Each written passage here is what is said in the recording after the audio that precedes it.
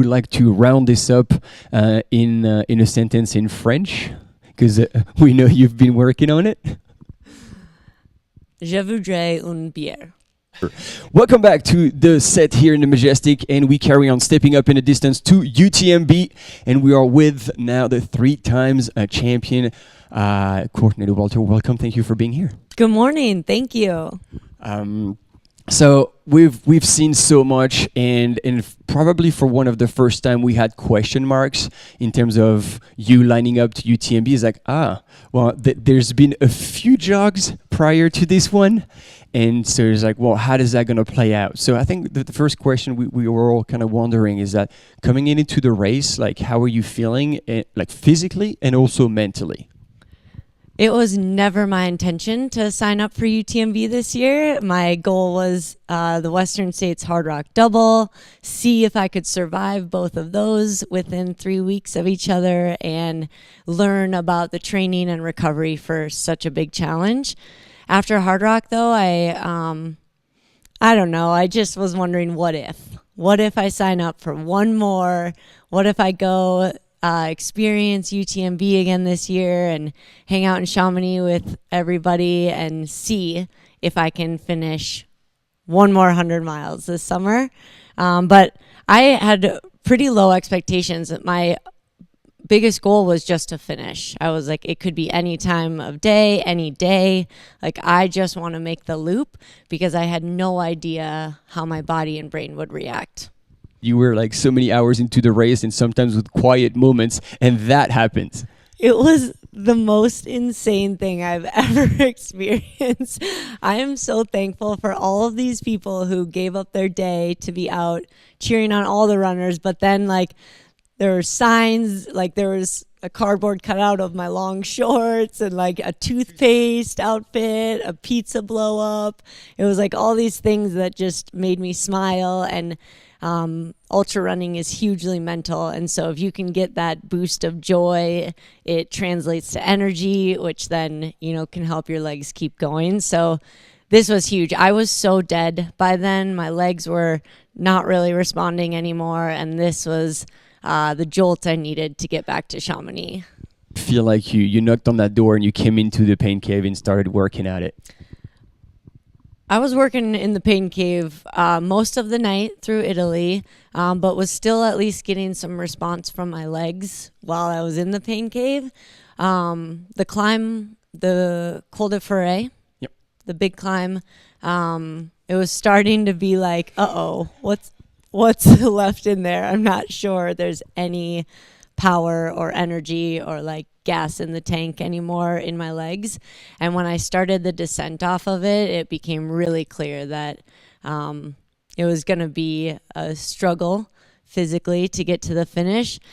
No matter how hard I was chiseling in my pain cave, it just wasn't quite translating to the forward motion and smooth running that I was looking for. My quads were just blown. Like, any running motion, I was just crossing my fingers and hoping that they would catch me.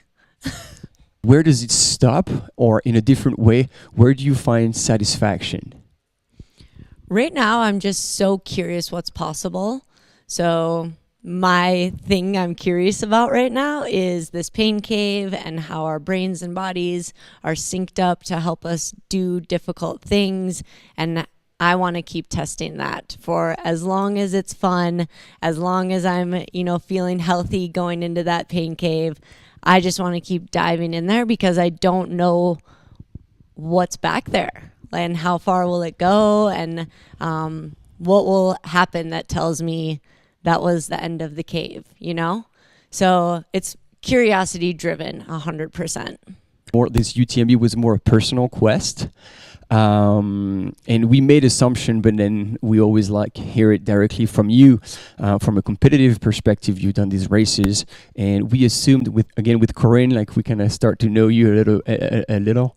What would be next, and especially outside of competition, outside of racing? Absolutely, Colorado Trail is top of my list. I think experiencing part of it, living near it. And I just think it's 500 miles roughly.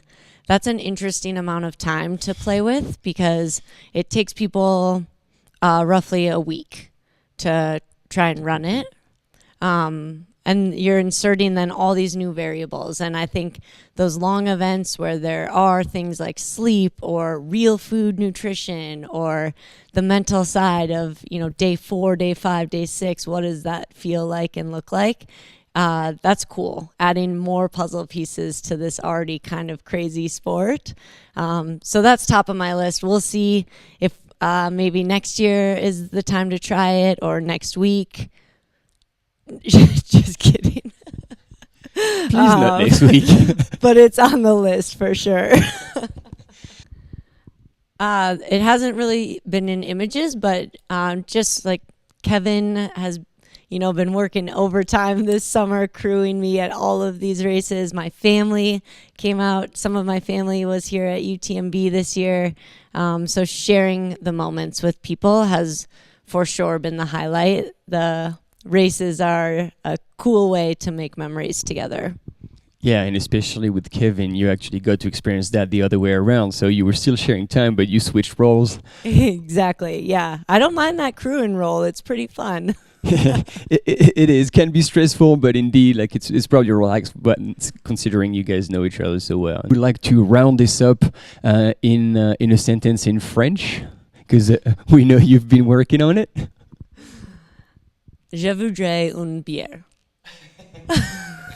All right, people, can anybody bring a beer here? Because that has been Courtney's request. Perfect. I see you've mastered the only thing you need to know in French. Yeah, cut right to the important stuff. Right to the important stuff. Like no messing around. Cool. Well, thank you so much for coming, for taking the time to for being with us here at the Majestic. Once again, congratulations. We're super stoked that you came out of this healthy, and also very happy that you're here. To hear that you'll be taking a little bit of holiday and look after yourself. And we look forward to seeing what's the next chapter for you, and keep chipping at the pain cave. Thank you. Merci beaucoup.